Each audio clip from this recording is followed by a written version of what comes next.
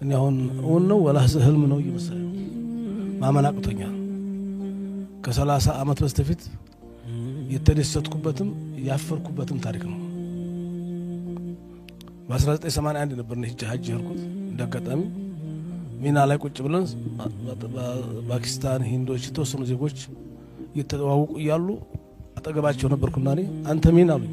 ምን ሱዳን ምን ሲል አና ሀበሻ ስላቸው ሁሉም ቆሙ። 8 ሰዎች እኔ ደነገጡ። መቆም ብቻ መሰለ። አንዱ ስለ ሙአይመን ያለቅሳል ይተርካል፣ ሌላው ስለ ቢላል፣ ሌላው ስለ ነጃሽ።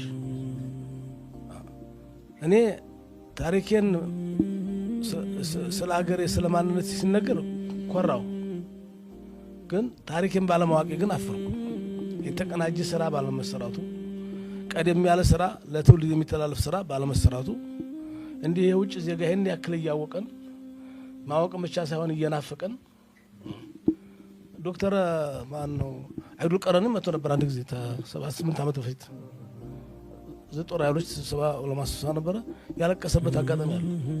የነ ነጃሽን የኡማ አይመንን አገር ለማየት ዱዓ ሳረቆ ይችላል የመጣሁት እስከዚህ ድረስ ነው። በውጭ እኛ ስለ ራሳችን አለማወቃችን እንግዲህ አልহামዱሊላህ አሁን እዚህ ጅማሬ ላይ መገኘታችሁ ነፃነቱም መብቱም እንደው ተዝጎ ያላችሁ ሰው በማየቴ በጣም ተደስቼበታለሁ።